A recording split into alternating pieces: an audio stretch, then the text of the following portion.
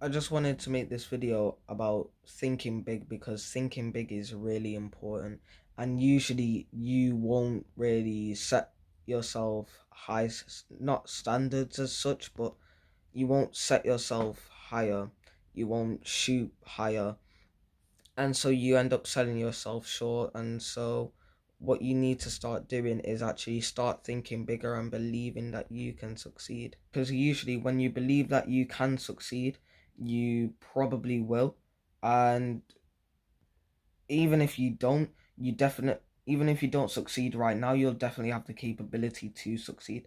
So you need to start believing yourself in that sense, start thinking bigger. So a person is usually the product of their own thoughts. So if you was to picture like someone successful, for example, you would see that their self-image is that of a successful person. So maybe you play video games. I'm guessing you probably do play video games. If you play video games, chances are you see yourself as a video gamer, and if you're good at the game, you probably see yourself as good, and because of that you end up being good. Actually, you believe what you are through your thoughts, and your thoughts dictate your actions, and it's like this cycle. So we need to start believing bigger in that sense as well, because really think about it, right? If you believe that you can be all the way, like all the way up here instead of like down here, if you believe like you can go all the way to the top, you probably will. And that is a really fantastic thing, because our brain, when we believe we can do it, usually our brain will figure out ways to do it, how to do it, and then from there we have success. So we need to start believing bigger in that sense too, because a lot of guys, they don't really think big enough. They don't A lot of people in general, they don't think big enough. They don't set higher targets and whatnot. And then it's not really motivating, it's not really interesting, it's kind of like it's just boring, and then they end up not really achieving greater things that they could have set, because it's like they just didn't believe they could do it. Some people are just more successful because they think bigger. Some people set themselves way too short, and they need to stop doing that. One interesting thing about self-belief is that you can't get it externally. You won't be able to get it externally. You won't be able to. You need to start believing in yourself first before other people are capable of believing in you. Because really think about it, who would believe in the guy who doesn't even believe in himself? If there's a guy who doesn't believe he can succeed, do you think anyone else would believe he can succeed? Like, of course not. But if there's a guy who 100% genuinely believes that he can succeed, that he'll be rich, he'll be a millionaire, he'll drive a fast car, he'll do X, Y, Z, whatever it is. If he genuinely believes that he can do it, chances are other people will believe he can do it too, because he's there. I will. I am with complete confidence. I will be a millionaire. I will drive the fast car. I will have the private jet. I will be on that. I will be on those jet skis. I will be successful. And so one important thing about self-belief is that you need to cultivate it yourself. Um, an analogy from The Magic of Thinking Big, a 10 out of 10 book, is that there is Mr. Triumph and there is Mr. Defeat.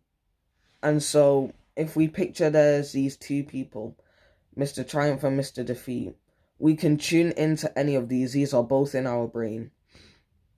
Mr. Defeat will give us reasons why we can't do something, and Mr. Triumph will give us reasons why we can do something. And we can call in these people on demand. And so the idea is we want to have Mr. Triumph be the one talking the most, if all the time.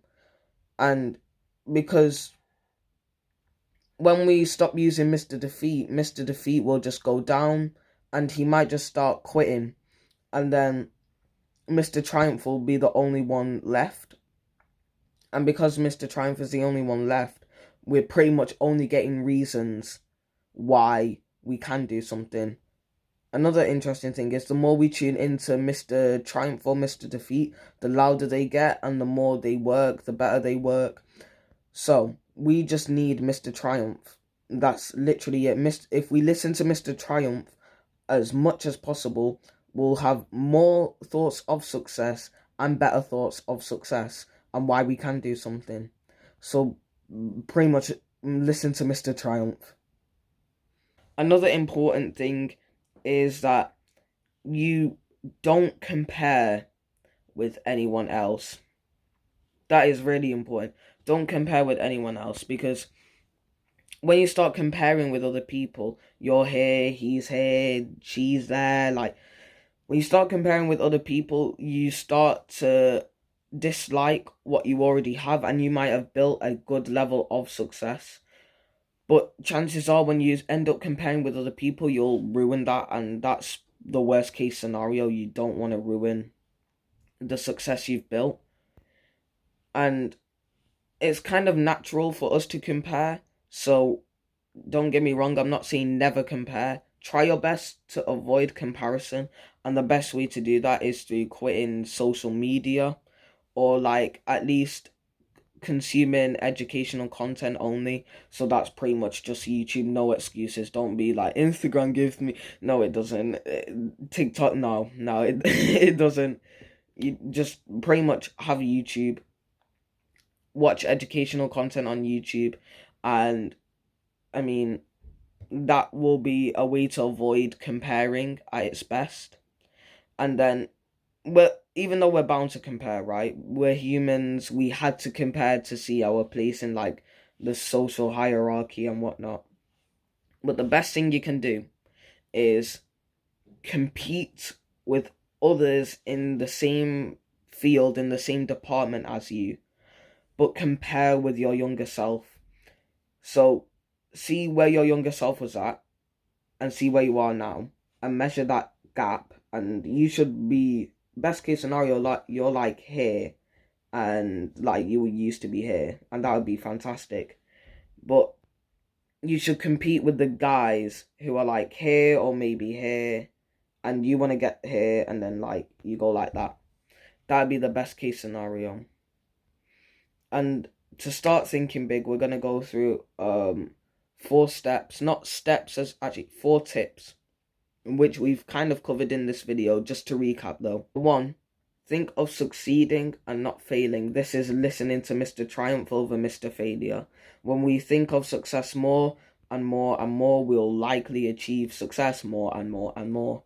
Number 2, remind yourself that you are better than you think you are. This is very important because a lot of people sell themselves short, don't see themselves as capable. And when we do see ourselves as capable, it is much easier for us to think bigger, achieve more success, and the lot. 3, believe big. There's no way you can achieve a big level of success if you think about small levels of success. So you need to just start thinking bigger, bigger, bigger, right? Because really think about it, if there's this guy who goes to the gym but he just wants to get like toned shoulders, he's not going to get the 10 out of 10 physique. But the guy who wants a 10 out of 10 physique believes that he can get the 10 out of 10 physique will achieve the 10 out of 10 physique. The guy who's like, oh, I only want an extra £1,000 will only get the extra £1,000. But the guy who starts thinking about how he can make the extra £10,000, how he can become the millionaire, will find a way to become the millionaire. Because remember, we talked about people who believe they can do something will usually find the way to do something. And number 4 is always searching for improvement. Never get complacent, never get comfortable. There's always room for improvement.